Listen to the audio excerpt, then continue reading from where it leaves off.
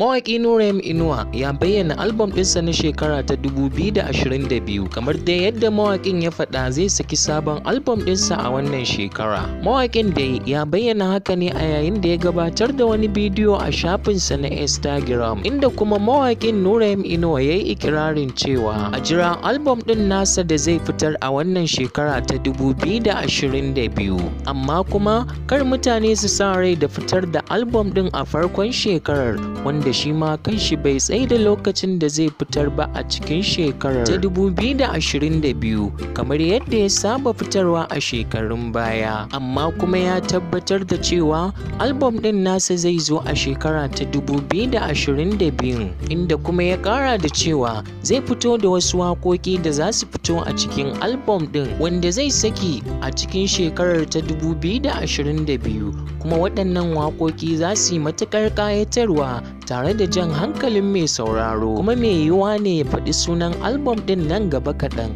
domin mutane su sani. To amma masu sauraro kun san mawaƙin duk shekara yakan zo da wani sabon abu, duk da cewa dai mutane suna ƙorafi a kansa cewa yanzu ya karkata ne akan waƙoƙin mai da martani ga 'yan adawarsa da kuma mahassadansa, ya daina waƙoƙin ilmantarwa da kuma faɗakarwa kamar yadda yake yi a can shekarun baya da suka wuce. To amma kun san sanadiyar jin hakan dole mawaƙin zai fito da wani sabon abu wanda mutane ba za su yi ƙorafi a kai ba. Idan wannan shine farkon zuwanka wannan channel namu mai albarka, muna roƙonka don Allah da ka danna mana alamar subscribe, sannan ka danna alamar ƙararrawa ta yadda za a rika sanar da kai sababbin shirye-shiryenmu a duk lokacin da muka ɗora.